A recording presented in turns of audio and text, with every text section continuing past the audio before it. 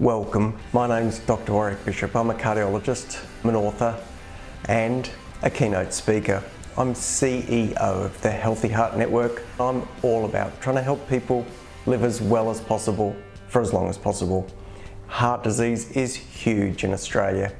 Every 20 minutes someone suffers a heart attack. Most of these could probably have been avoided if only we knew what to do. This podcast is all about helping you understand blood pressure, weight, cholesterol for better health. If you enjoy this podcast, I would be honoured for a 5-star review. You can share it with your family and friends. It may well save someone you love. Hi, my name is Dr. Warrick Bishop and welcome to my podcast and videocast station. Today I'm delighted to share an interview with Alistair Horsecroft, who's CEO of the Mind Academy and known colloquially as the street philosopher. Welcome, Al. How are you? Yeah, I'm good, Warwick. Thanks so much for having me on. Appreciate it. Look, it's a pleasure. Before we jump in, I'm going to do a little bit of self-promotion. For those listening, I'm delighted to be able to let you know that my podcast is dropping in and out of the top 100 medical podcasts in Australia. And that's because you guys are listening. And I really, really appreciate that. If you take a moment to subscribe to your local podcast station and leave a review, that'd be so appreciated because I really want to get this podcast out there. The feedback I get is really positive. Back to today, Al, the reason I'm keen to speak with you is, as we talked about prior to organising this podcast, you can't separate the mind and the body. And I know I look after people's physical components, their moving parts, but you really look after their soul. How did you get into that industry? Yeah, thanks. Yeah, I think you're absolutely right. And there's a lovely discussion to be had about something as basic as the mind-brain distinction. So I look forward to talking about that in a moment. Yeah, I've had an interesting journey, Warwick. My parents were very, I suppose, spiritually progressive, as you might say. My father was a pilot in the military. My mum was a nurse.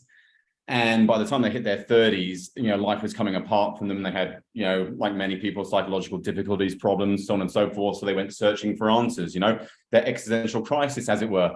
And so they were early adopters of a lot of the Eastern traditions. They were meditating and doing yoga and following people like Krishnamurti and Sai Baba and the whole kind of, troop of Indian gurus. So by the time I was 4, they had me kind of meditating kind of immersed, I suppose, in that Eastern mysticism world. But I was kind of like neither here nor there about. I was a pretty active kid. I just wanted to BMX and, muck about, but they kept on putting this stuff, toward me. And then when I was 9, they really went crazy and they spent a lot of time in India. And I was kind of outsourced to be honest, I would say now it was a cult, but it was a school still famous to this day called St. James in London. And St. James was a very interesting school. So I'd gone to like public schools, up until then. And this was kind of like a private school, but it was a kind of wild school, Warwick. We were taught to meditate. We were taught Sanskrit, ancient Greek, Latin. We did a lot of Vedic philosophy and non-duality. And they combined that, very interestingly, with Christianity and hardcore military discipline. So it was a wild time. You would kind of get to school at 7 a.m. You'd have to circuit train until you were nearly sick. Then you meditated. Then you went to your assembly where you did half chanting Sanskrit, which I can still chant to this day, and then half, Bible studies and, hymns, So it's kind of wild and wacky. Wow. And then you'd kind of do all this kind of spiritual work. But I was a big kind of fan of the Army Cadets. So you're doing Army Cadets, alongside Vedic philosophy. How's that for a wild start? So that is incredibly, it sounds like field. So it makes me wonder, what was the demographic of the parents sending children there? Were they all seeking something different, or did they tend to be an aristocracy? Did they tend to be white collar, blue collar? What was because that's an eclectic story you're describing. It was pretty wild. It was a wild mix. So there was a school, and actually Aldous Huxley was a part of the original part of that. And it was called the School of Economic Science in London. And a lot of kind of well-known philosophers or spiritual seekers kind of set that up. And to be honest, if I look at it now, like I'm being completely honest, it was a cult. There's no two ways about it. It had a lot of Victorian values. They were following in part the work of a guru called the Sri Shankashari of the East, I believe, over there. And it was interesting. But to answer your question more directly, the most common surname in the entire school was actually Patel, because obviously in Indian, because a lot of the Indian traditions there. So still to this day, I have a lot of great, Indian friends, and but it had people who had money, who were searchers.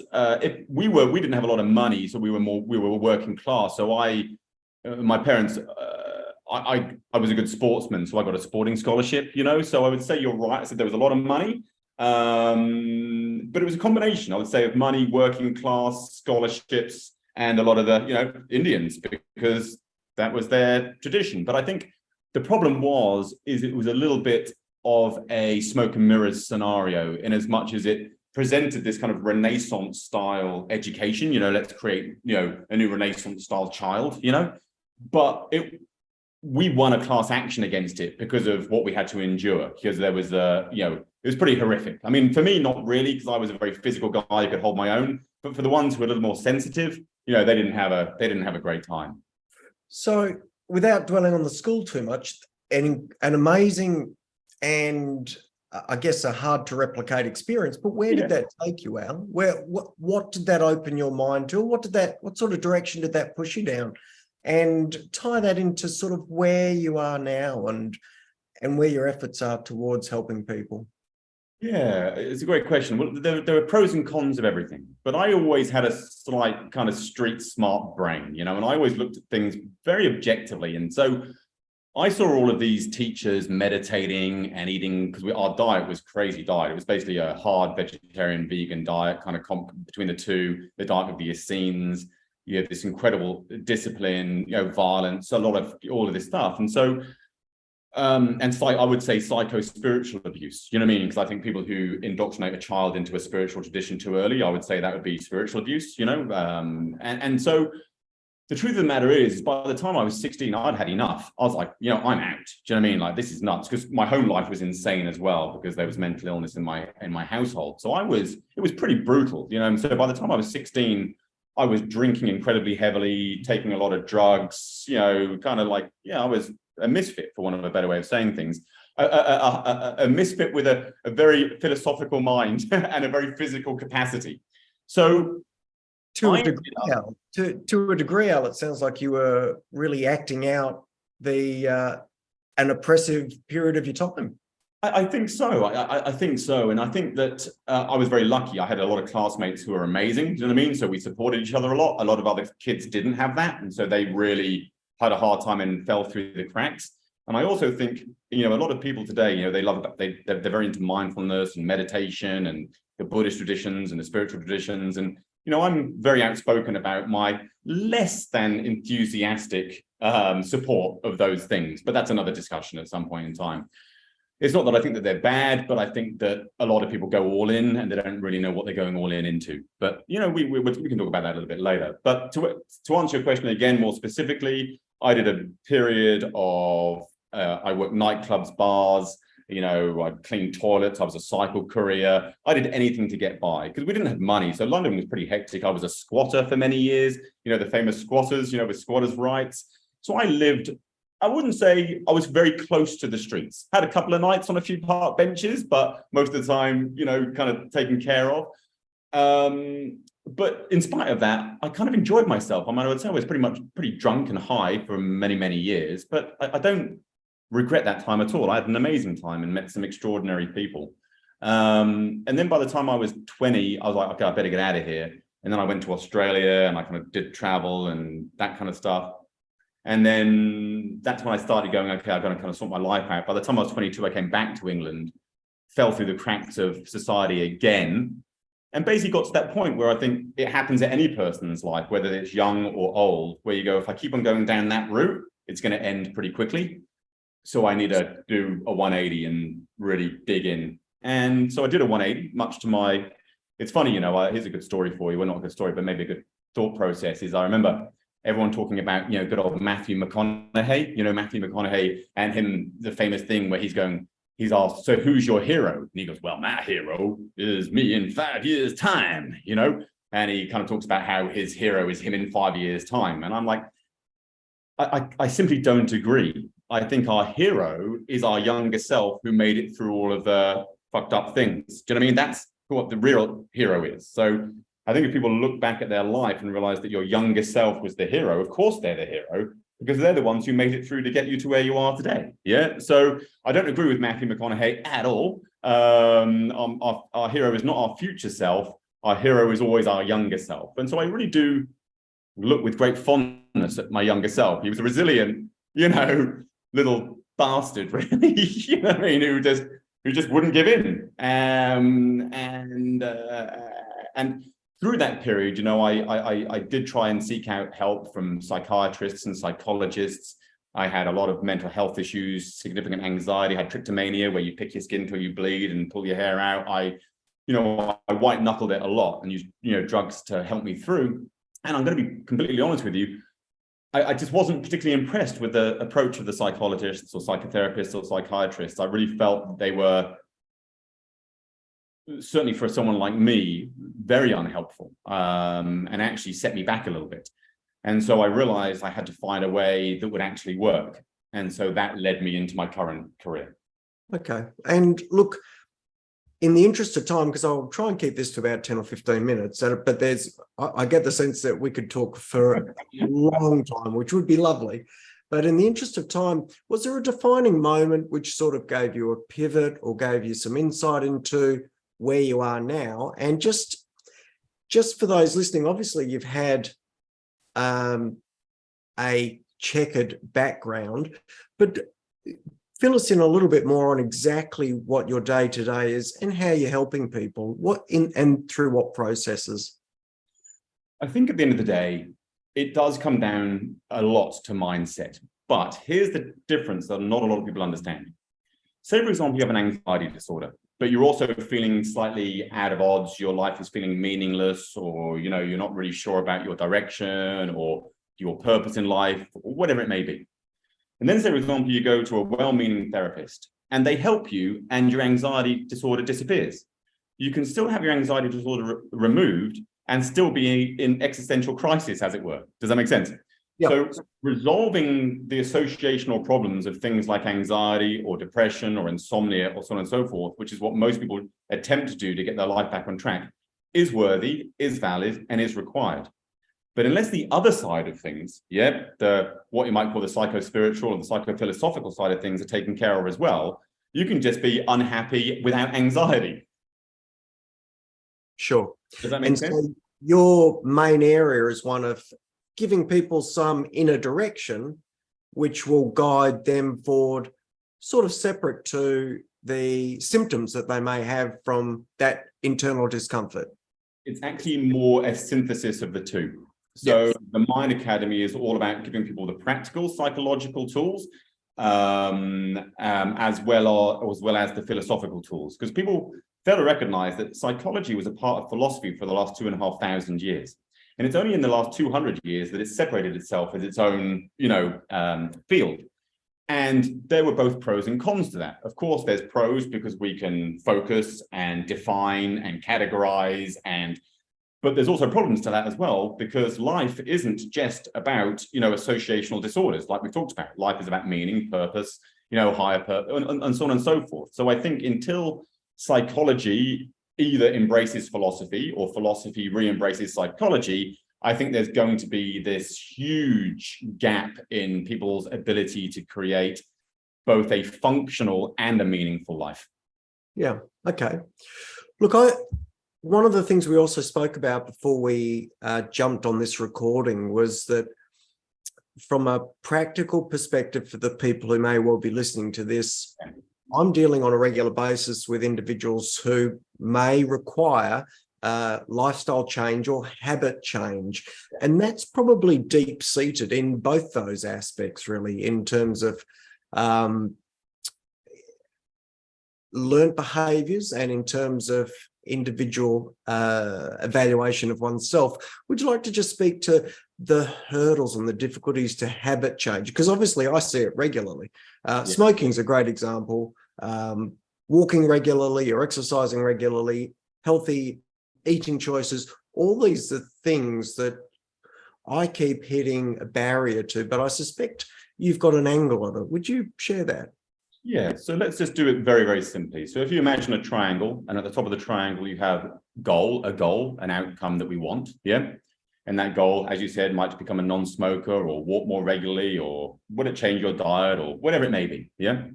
A lot of people obsess about the goals, you know, and they go on goal setting workshops and they write their goals down and, okay. But really, that's not going to do very, very little. Why? Well, simply because you need the other two parts of the triangle. So on the left, you would have behaviors. On the right, you would have identity.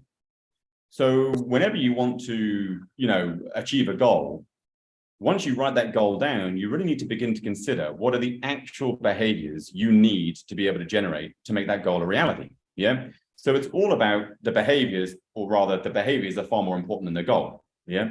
But the goal does at least give you a sense, upon reflection, of the kind of new behaviors you're going to have to adopt, or the behaviors you're going to have to eliminate to make that goal a reality. Yeah.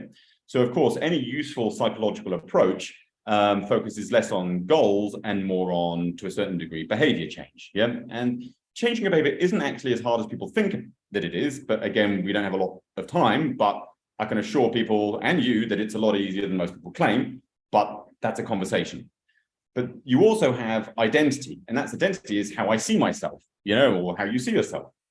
So say, for example, people want to make a diet change. And say, for example, we go, let's take veganism and let's take carnivore. Why do so many people find it relatively easy to adopt either veganism or carnivore? It's quite simple, because they're not really thinking about a goal so much, even though they have a sense that their goal is to achieve a better health outcome. They're not even thinking so much about the behaviors, because they don't even really know what they are. But what they do is, as soon as they identify as either a vegan or a carnivore, all of your behaviors and goals become, to a certain degree, self-evident, because they are contained within the identity of, well, this is now who I am. And to be consistent with my identity, I now have to do these things and move towards that goal. Does that make sense? Yeah, so, absolutely. So people who are successful in changing a habit, a way of being, or achieving a goal, whatever it may be, whether they do it knowingly or unknowingly, whether they do it in a short period of time or a long period of time, they unwittingly line up goal, behaviors, and identity. Because, say, for example, your identity is in conflict with your behaviors, well, you're not going to get anywhere. You know, you can say all that you like, I'm a carnivore, but if you keep on sneaking in, 400 grams of fruit or, a ton of sugar, that behavior is counter to that identity. So you're always going to feel at odds, and you're always going to have that kind of what they call self-sabotage, although I don't agree with that, but let's just name it for now as self-sabotage.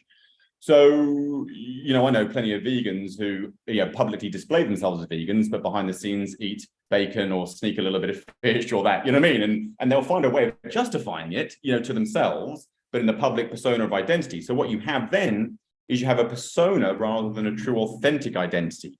And if you've got a persona, you're always going to basically wibble wobble on your, on your path to your goal, because your behaviors are out of sync. But if you've got a true identity that's solid, then that normally assists with keeping you on track with your behaviors and your goal. Yeah, well, look, that's incredible. I think that's incredibly powerful. And it's something, in fact, I came across a book relatively recently by a fellow called Joe Dispenza, who you may or may not have heard of, but he talks about using meditation to really change the person you are. And it really reflects or echoes the sentiment that you're talking about, with him sort of suggesting that you think, do, and be, which is you start to meditate or imagine the person the identity you want to be. You start to do the behaviors, your body starts to learn those behaviors, and then you achieve the goal, whatever that may be. So really think, do, be it's very much like the behavior, identity, behavior, and goal that you're talking about. And it all makes perfect sense when you lay it out. Well, I'm going to be a bit of a pain in the ass here. Sorry, Warrick. I'm going to be, because as you know, I'm sure as as a cardiologist, is we have to say that similar is not the same. Yeah. And this is very important in the area of change, because meditation, for example, has become a generalized term. Yeah. So people think we all know what we're all talking about when it comes to meditation. but we really don't, because one person's version of meditation, maybe for spiritual development, another might be a form of hypnosis, another form might be a returning to breath. You know what I mean? And this is an incredibly important distinction, because I spend most of my time kind of saving people from problematic versions of meditation, because there's a lot of versions that just simply aren't useful. And then in fact, they're even contraindicated in a lot of psychological approaches, like anorexia nervosa, for example. Meditation is contraindicated. A lot of people with a lot of internalization programs or problem internalization programs, meditation obviously is relatively contraindicated, because they're already too self-aware and too self-absorbed. And so they actually need to become more externally, focused and aware. So when it comes to meditation, here's my big issue with it, okay? It's not that I have an issue with it, but there's always an and, like a synthesis. And today, in the area of psychology, it's very interesting, because I wrote a government accredited qualification called the Diploma of Modern Psychology, as an attempt to try and maybe arrogantly kind of clean up some of the areas in clinical psychology that just seem bananas to me. I mean, but again, let me create a caveat here, where I'm a big believer in what Jung said, where he goes, it's less the method and more the man. Yes. So, we can all learn a method, but it's up to us to develop the artistic sensibilities and experience and time on tools to be the person to drive that method. Yeah. So a lot of people, they hide behind a certification, and I only care a little about your certification. Yeah. I care kind of more about the man behind the certification. Does that make sense? Because, I'm resitting. I used to be a nutritionist back in London and various other things. And that's all that was 23 years ago. So it's way past, but I'm resitting a course here in Australia, and it's great. And it's accredited and certified and all the rest of it. But to be honest, it's just a matter of reading PDFs and having, the person prove that you read them. Do you know what I mean? I wouldn't exactly say, I mean, I get it, and I get I have to do that, but let's just say that I'm earning my name nutritionist in a way that I'm like, yeah, sure, really? You know what I mean? I'm sure there's plenty of people without that certificate who have far more knowledge and experience and capability. So there's a bit of a tension there. But to go back to the meditation thing, I think this is a really important topic, okay? Because when we look at dopamine pathways, we know that the most successful people in the world find a way of basically embracing struggle. Okay, so there's a big difference between struggle and suffering. Suffering is the continual looping of struggle with no way out. Yeah, and that obviously will wear away at your sense of self, your productivity, and your ability to achieve outcomes. However, struggle in and of itself needs to be embraced, because without struggle, we can't grow. In philosophy, we call it the dialectic. And the dialectic is basically the friction of opposites that creates consciousness. Yeah. So without friction, we cannot evolve or become more or, change or do anything. And so my problem with a lot of the meditation approaches is living in the now and blah, blah, blah, blah, and all that kind of stuff. To be honest, it robs people of the joy and vitality that struggle brings. And I think what most people really need to do is, sure, meditate if you want to, I get it. But as a mindset tip, you really need to start embracing struggle. But here's the problem. Whenever we try and change, whenever we want something new, your brain doesn't like it because it wants to burn as few calories as it possibly can. So it starts creating a neurochemical cascade that basically we can identify as irritation, agitation, and frustration. So whenever you're feeling irritation, agitation, and frustration, when you're trying to maybe write a piece or do something new or change a habit, rather than blame yourself for that or beat yourself up about it or try and meditate that away, which is a form of dissociation, instead, what the truly successful and alive people do is embrace that as inevitable. Yeah, it is an inevitable part of change. Why? It's very simple, because it's your dopamine receptors, they cause you to have to go through this gateway before you receive the hit that you want. And if you don't go through the gateway, you don't get the hit. Yeah. So there is a gateway to the success that you want. Yeah. There's a gateway to the new life that you want, a gateway to the new behavioral responses and habits that you want. And that is agitation, frustration, and irritation. Now, things like good quality psychology, hypnosis, good quality, approaches help you get your head around that and potentially minimize it, but you're never going to get rid of it completely. Yeah. And so I see a lot of people wasting their lives trying to meditate away the inevitable struggle, yes, that we have to engage with, and not just engage with, but embrace. In ancient times, they called it divine agitation. Yeah. Because we've got it in us, this agitation to become more. And I see a lot of spiritual people trying to meditate away the divine agitation within them that's actually going to bring them the joy and vitality and extraordinary life that they want. Al, on that agitation, frustration and irritation note, I might wrap it up because we've gone a few minutes over, but we'll come back for a part 2 if that's okay with you. And I'd love to dive more into this because it's hugely important, because it really is the foundational stonework for people being able to change habits. So for now, I'm going to thank you so much for sharing. For those listening, I'm sure you've been informed as I have and learned heaps. If you've got any queries or questions, please drop me a note. For now, thank you so much for listening. Until next time, please live as well as possible for as long as possible. Take care and bye for now. Join the Healthy Heart Network and become part of our growing community.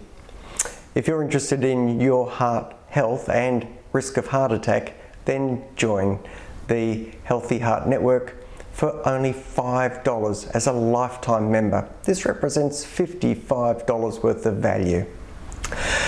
We offer and help people understand their present state of heart health, what their current level of risk is, and the positive steps they can take to improve their risk of heart attack in the future. Go to www.healthyheartnetwork.com.au and click the Join the Family button.